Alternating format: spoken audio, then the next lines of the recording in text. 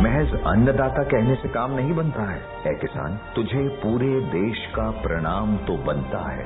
Dhanuka, India का प्रणाम हर किसान के नाम। नमस्कार, आकाशवाणी से प्रस्तुत है समाचार संध्या।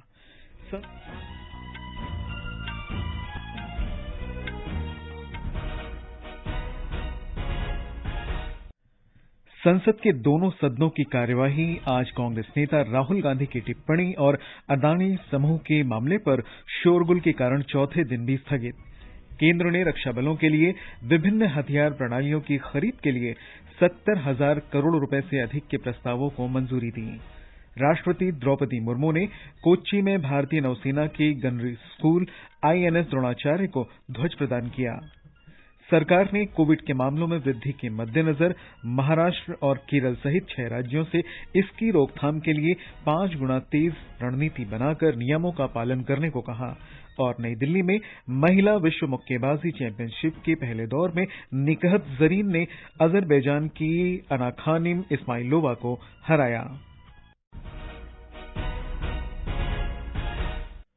समाचार संध्या के साथ मैं निखिल कुमार। संसद के दोनों सदनों की कार्यवाही लोकतंत्र पर राहुल गांधी की टिप्पणी और अदानी समूह के मामले पर शोरगुल के कारण आज चौथे दिन फिर बाधित हुई। लोकसभा और राज्यसभा की कार्यवाही पहले दोपहर 2 बजे तक के लिए और फिर दिन भर के लिए स्थगित कर दी गई। लोकसभा में कार्यवाही शुरू होने पर तृणमूल कांग्रेस के सांसद अपने चेहरों पर काले नकाब पहनकर सदन के बीचों बीच आ गए।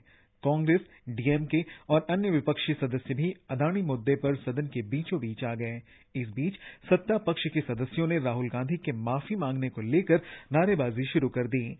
अध्यक्ष ओम बिरला ने बार बार सदन में शांति बनाए रखने की अपील की, लेकिन हंगामा जारी रहने के कारण सदन की कार्यवाही 2 बजे तक और फिर दिन भर के लिए स्थगित कर दी गई। राज्यसभा में भी आज इसी प्रकार की स्थिति रही। जब सदन की कार्यवाही शुरू हुई तो तृणमूल कांग्रेस के सदस्यों ने आरोप लगाया कि विपक्षी सदस्यों को बोलने नहीं दिया जा रहा है। कांग्रेस, आम आदमी पार्टी और विपक्ष के कुछ अन्य सदस्य भी अदानी समूह का मुद्दा उठाकर सदन के बीचों बीच आ गए। सभापति जगदीप धनखड़ ने सदस्यों से सदन की व्यवस्था बनाए रखने को कहा, लेकिन गतिरोध जारी रहा। इस कारण राज्यसभा की कार्यवाही 2 बजे तक और फिर दिन भर के लिए स्थगित कर दी गई। सरकार ने कहा है कि 11 करोड़ 41 लाख ग्रामीण परिवारों के घरों में नल से जलापूर्ति हो रही है। लोकसभा में आज एक प्रश्न के उत्तर में जल शक्ति राज्य मंत्री प्रहलाद सिंह पटेल ने कहा कि सरकार 2024 तक देश के प्रत्येक ग्रामीण परिवार को नल से जल कनेक्शन प्रदान करने के लिए जल जीवन मिशन को लागू कर रही है। सरकार ने बताया है कि 654 भारतीय मछुआरे पाकिस्तान की हिरासत में हैं। विदेश राज्य मंत्री वी मुरलीधरन ने आज राज्यसभा में लिखित उत्तर में कहा कि पाकिस्तान ने इन मछुआरों की हिरासत की पुष्टि की है। इनमें से 547 मछुआरे गुजरात से, 46 दमन और दीव से और 30 महाराष्ट्र से हैं। उन्होंने कहा कि पिछले 5 वर्षों के दौरान 871 भारतीय मछुआरों को गिरफ्तार किया गया है और 610 को रिहा किया गया है। रक्षा अधिग्रहण परिषद ने रक्षा बलों के लिए विभिन्न हथियार प्रणालियों की खरीद के लिए 70,500 करोड़ रुपए के प्रस्तावों को मंजूरी दी है। रक्षा मंत्री राजनाथ सिंह की अध्यक्षता में परिषद की बैठक आज नई दिल्ली में हुई। इसमें नौसेना के लिए स्वदेशी ब्रह्मोस मिसाइल, शक्ति इलेक्ट्रॉनिक वॉरफेयर सिस्टम और समुद्री यूटिलिटी हेलीकॉप्टर की खरीद के 56,000 करोड़ रुपए से अधिक के प्रस्ताव शामिल हैं। राष्ट्रपति द्रौपदी मुर्मू ने देश के समुद्री हितों की रक्षा के लिए नौसेना कर्मियों से नवीनतम तकनीक को अपनाने का आग्रह किया है। कोच्चि में आज भारतीय नौसेना के गोलाबारी प्रशिक्षण स्कूल INS द्रोणाचार्य को प्रतिष्ठित राष्ट्रपति ध्वज प्रदान करने के बाद उन्होंने ये बात कही। राष्ट्रपति मुर्मू ने कहा कि एक लंबी तटीय रेखा और द्वीपीय क्षेत्रों के साथ दुनिया की 5वीं सबसे बड़ी अर्थव्यवस्था होने के नाते एक मजबूत और आधुनिक नौसेना का बहुत महत्व है। ये समाचार हमारी वेबसाइट newsonair.com/hindi और हमारे mobile app news on AIR पर भी उपलब्ध हैं। महज अन्नदाता कहने से काम नहीं बनता है। ऐ किसान, तुझे पूरे देश का प्रणाम तो बनता है। धानुका, इंडिया का प्रणाम हर किसान के नाम। समाचार संध्या में आपका फिर स्वागत है। स्वास्थ्य मंत्रालय ने कोविड मरीजों की संख्या में वृद्धि वाले राज्यों महाराष्ट्र, गुजरात, तेलंगाना, तमिलनाडु, केरल और कर्नाटक से 5 विशेष रणनीतिक उपायों और कोविड के उचित व्यवहार का पालन करने को कहा है।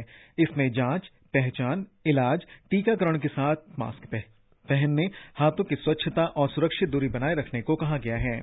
स्वास्थ्य सचिव राजेश भूषण ने राज्यों के मुख्य सचिवों को लिखे पत्र में कहा कि कुछ राज्यों में मरीजों की संख्या अधिक है।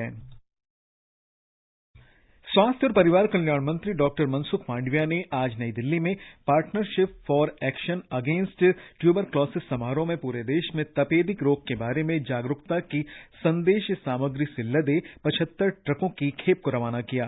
संवाददाताओं से बातचीत में डॉक्टर मांडविया ने भारत को तपेदिक मुक्त राष्ट्र बनाने के लिए निक्षय मित्र बनाने और कॉरपोरेट जगत, गैर सरकारी संगठनों, राजनीतिक नेताओं तथा व्यक्तियों की सराहना की। आज देश में 10 लाख से अधिक टीबी पेशेंट को 71,000 यानी कि 71,000 निक्षय मित्र ने गोद लिया है और जिस तरह से देश में इस अभियान चल पड़ा है उसको देखते हुए प्रधानमंत्री मोदी जी ने देश को 2025 अंत तक टीबी मुक्त करने का जो लक्ष्य रखा है, ये लक्ष्य हम अवश्य अचीव करेंगे। आकाशवाणी के लोकप्रिय कार्यक्रम मन की बात की 100वीं कड़ी अगले महीने प्रसारित होगी। आकाशवाणी इस अवसर पर देश में बदलाव लाने में इस कार्यक्रम के प्रभाव पर एक विशेष श्रृंखला प्रसारित कर रहा है।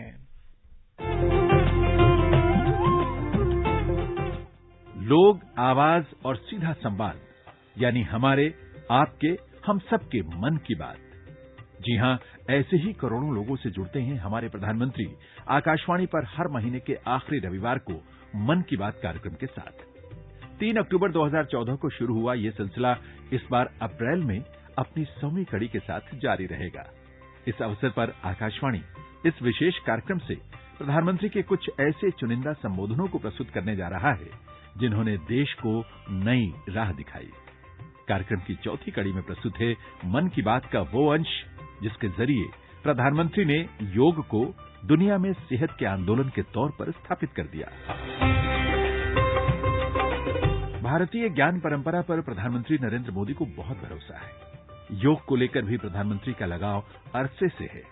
भारत की इस अनमोल निधि के प्रधानमंत्री न सिर्फ खुद प्रशंसक हैं, बल्कि खुद भी रोजाना योग करते हैं। उन्हीं के प्रयासों से संयुक्त राष्ट्र संघ ने 21 जून को हर साल विश्व योग दिवस मनाने की मंजूरी दी। इसकी जानकारी देते हुए दिसंबर 2014 के मन की बात में प्रधानमंत्री ने कहा, यूनाइटेड नेशन ने योग को पूरा विश्व 21 जून को योग दिवस में माने, इसके लिए स्वीकृति दी। भारत के लिए बहुत ही गौरव का, आनंद का अवसर है। सदियों से हमारे पूर्वजों ने इस महान परंपरा को विकसित किया था, उससे आज विश्व जुड़ गया। योग व्यक्ति के जीवन में तो लाभ करता था, लेकिन योग ने ये भी दिखा दिया वो दुनिया को जोड़ने का कारण बन सकता है। सारी दुनिया योग के मुद्दे पर यूएन में जुड़ गई।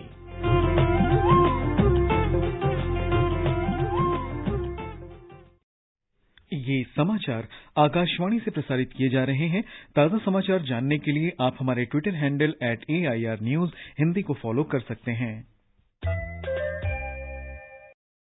ये आकाशवाणी है।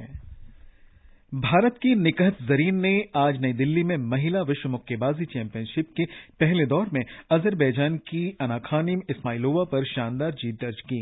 निकहत ने शुरुआत से ही अपने प्रतिद्वंदी को स्वयं पर दबाव बनाने का कोई मौका नहीं दिया। निकहत का अगले दौर में मुकाबला 2022 की अफ्रीकी चैंपियन रोमेसा बो ओलम से होगा। प्रधानमंत्री नरेंद्र मोदी और बांग्लादेश के प्रधानमंत्री शेख हसीना शनिवार को वीडियो कॉन्फ्रेंस के माध्यम से भारत बांग्लादेश मैत्री पाइपलाइन का उद्घाटन करेंगे। भारत और बांग्लादेश के बीच ये पहली सीमा पार ऊर्जा पाइपलाइन है। इसके निर्माण पर 377 करोड़ रुपए की लागत आई है। इसमें से बांग्लादेश के हिस्से की पाइपलाइन के निर्माण पर 285 करोड़ रुपए खर्च हुए हैं, जिसका वहन भारत सरकार की अनुदान सहायता से किया गया है। जापान के प्रधानमंत्री फुमियो किशिदा 20 से 21 मार्च तक भारत की आधिकारिक यात्रा पर आएंगे।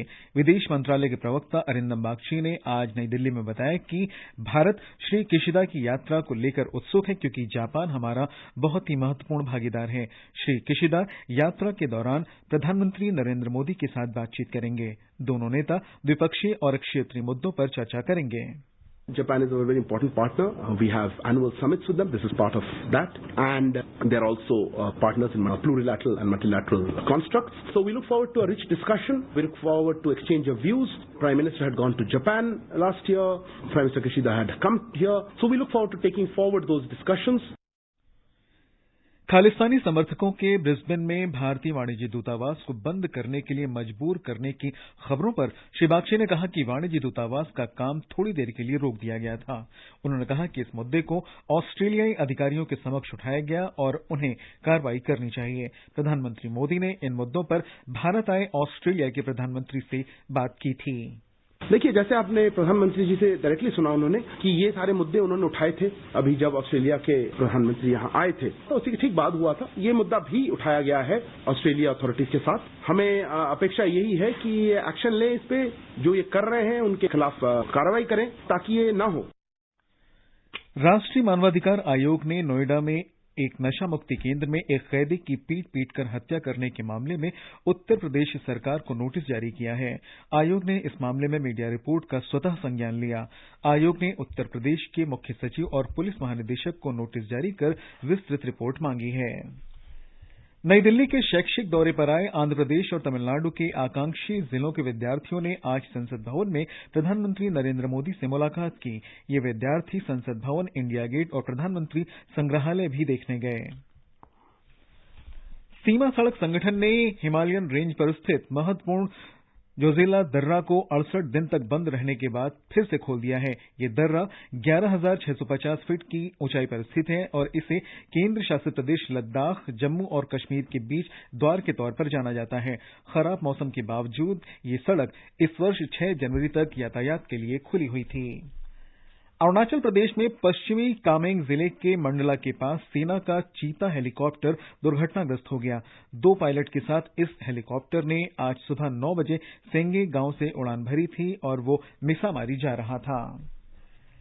प्रधानमंत्री नरेंद्र मोदी शनिवार को नई दिल्ली में ग्लोबल मिलेट्स श्रेय अन्न सम्मेलन का उद्घाटन करेंगे। इस अवसर पर वे जनसभा को भी संबोधित करेंगे। 2 दिन के इस सम्मेलन में उत्पादकों, उपभोक्ताओं और अन्य हितधारकों के बीच मोटे अनाज के प्रचार तथा जागरूकता सहित संबंधित मुद्दों की एक विस्तृत श्रृंखला पर सत्र आयोजित किए जाएंगे। खेल मंत्री अनुराग सिंह ठाकुर ने आज भारतीय खेल प्राधिकरण गांधीनगर में युवा महिला कबड्डी खिलाड़ियों की सराहना की। एक संदेश में उन्होंने खेलो इंडिया 10 का दम की सभी महिला प्रतिभागियों को शुभकामनाएं दी। और अब आर्थिक खबरों के साथ है मनोज पाठक। बॉम्बे स्टॉक एक्सचेंज का सेंसेक्स आज 79 अंक बढ़कर 57,638 पर बंद हुआ। उधर नेशनल स्टॉक एक्सचेंज का निफ्टी 13 अंक बढ़कर 16,986 दर्ज हुआ। मल्टी कमोडिटी एक्सचेंज में अप्रैल में आपूर्ति किए जाने वाले सोने का मूल्य समाचार तैयार किए जाने तक 58,330 रुपए प्रति 10 ग्राम पर चल रहा था, जबकि मई में आपूर्ति की जाने वाली चांदी 67,435 रुपए प्रति किलो के स्तर पर कारोबार कर रही थी। और अंतर्राष्ट्रीय बाजारों में ब्रेंट कच्चे तेल की कीमत अंतर्दिवसीय कारोबार में $63.62 प्रति बैरल के आसपास चल रही थी। और अंत में मुख्य समाचार एक बार फिर से। संसद के दोनों सदनों की कार्यवाही आज कांग्रेस नेता राहुल गांधी की टिप्पणी और अदानी समूह के मामले पर शोरगुल के कारण चौथे दिन भी स्थगित। केंद्र ने रक्षा बलों के लिए विभिन्न हथियार प्रणालियों की खरीद के लिए 70,000 करोड़ रुपए से अधिक के प्रस्तावों को मंजूरी दी। राष्ट्रपति द्रौपदी मुर्मू ने कोच्चि में भारतीय नौसेना के गनरी स्कूल INS द्रोणाचार्य को ध्वज प्रदान किया। सरकार ने कोविड के मामलों में बढ़ोतरी के मद्देनजर महाराष्ट्र और केरल सहित 6 राज्यों से इसकी रोकथाम करने के लिए 5 गुना तेज रणनीति बनाकर नियमों का पालन करने को कहा। और नई दिल्ली में महिला विश्व मुक्केबाजी चैंपियनशिप के पहले दौर में भारत की निकहत सरीन ने अजरबैजान की अना खानेम इस्माइलोवा को पराजित किया। इसके साथ ही समाचार संध्या का ये अंक समाप्त हुआ। नमस्कार।